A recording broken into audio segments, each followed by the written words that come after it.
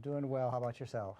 Doing great. Thanks. Thank you so much for joining me. I really appreciate it. No, thanks for putting this on your blog. We appreciate it very much. Of course. So, Dr. Catizone, what are the dangers of rogue online pharmacies and counterfeit medications, and how rampant is this problem? NABP, the National Association of Boards of Pharmacy, whom I represent, and who regulate pharmacies and pharmacists, see this as a growing and serious problem. We've looked at 11,000 websites, and of those 11,000 websites, 96% of them are either illegal or rogue. And the problem with that is that they're sending counterfeit drugs to people across the country and across the world, and those counterfeit drugs are extremely dangerous.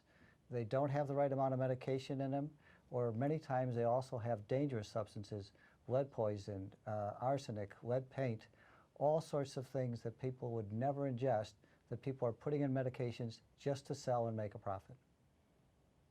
And how can we be sure an online pharmacy is legitimate and the medication is safe?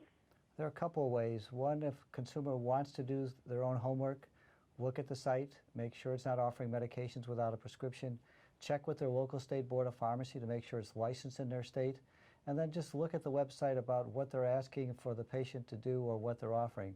The best way, though, is to look for the .pharmacy domain. NABP has developed .pharmacy, so it serves just like .com, .gov, .edu, and it's a way for consumers to know that that pharmacy that has a .pharmacy is safe, it's licensed, they're only going to dispense medications based on valid prescriptions, there'll be a pharmacist available to talk with them if they need to, and that the medications they receive they can take safely without much worry. And Libby, can you explain what led you to become an advocate for safe online pharmacies? Sure. I've been working on this issue as a lawyer for about a year, analyzing the crimes that online drug sellers commit. And I was surprised to learn that even in my own family, my sister had become a victim of an online drug seller. During the time that I was doing legal research, she'd been buying medicine online because her doctor encouraged her to. Her doctor said, gosh, you're a busy recent college grad. It's just a little cheaper, it's easier. She had a prescription, she even had insurance for the medicine, but it was just easier for her to get online and, like I said, a little bit cheaper. Lo and behold, she had adverse events, vomiting, diarrhea, and became sick for more than a year. And it took until I asked her, where did you get that medicine? Did we realize that she had been a victim of an online drug seller. And it inspired me to go further in my advocacy and talk globally about this issue, because everybody needs to know that it's buyer beware when you're buying online, unless you're looking for those sites that only require a prescription or are licensed or now utilize the .pharmacy domain. And Dr. Catizone, what kind of strict standards must websites applying for the pharmacy domain meet? For a pharmacy to earn the .pharmacy, they have to be in compliance with all the laws and regulations, not only where they're located, but where the patient is. They have to dispense medications only using a valid prescription.